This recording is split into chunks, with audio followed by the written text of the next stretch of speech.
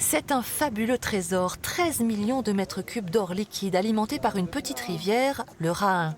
La fierté des élus de Champagné. Mais même un jour de pluie, ils sont bien placés pour rappeler qu'il faut se méfier de l'eau qui dort. Les anciens de Champagné vous diront que les niveaux de l'eau sont très bas cette année. Le Rhin était à sec, mais complètement à sec pour la première fois.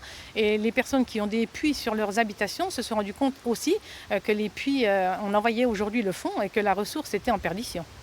Au point que cette année, le syndicat des eaux a dû fermer quelques vannes.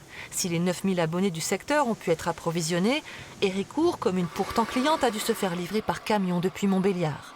Alors quand les élus ont appris par une fuite, ça ne s'invente pas, que Belfort avait commandé une étude pour un raccordement futur, ça a été la goutte d'eau. Faire remonter de l'eau jusque dans le territoire est plus compliqué que de la faire descendre sur Héricourt, presque plus légitime au raccordement. Mais surtout, Champagné, fier de la rigueur de sa gestion, ne veut pas avoir à se rationner pour une agglomération qui pourrait consommer sans compter. La ressource, elle est ici. On tâche de la gérer au mieux, on la protège également. Je veux dire, il ne faut pas voir l'eau que comme un bien de consommation.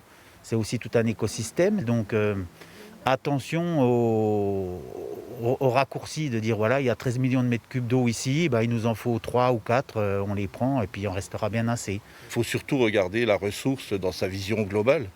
On ne peut pas concevoir qu'une ville comme Belfort demande de l'eau, alors qu'ici, on n'est pas sûr de pouvoir approvisionner tous les gens avec qui on s'est engagé au niveau du syndicat. Donc, on est tous d'accord pour se mettre autour de la table, regarder la manière intelligente de partager cette ressource très chère qu'est l'eau.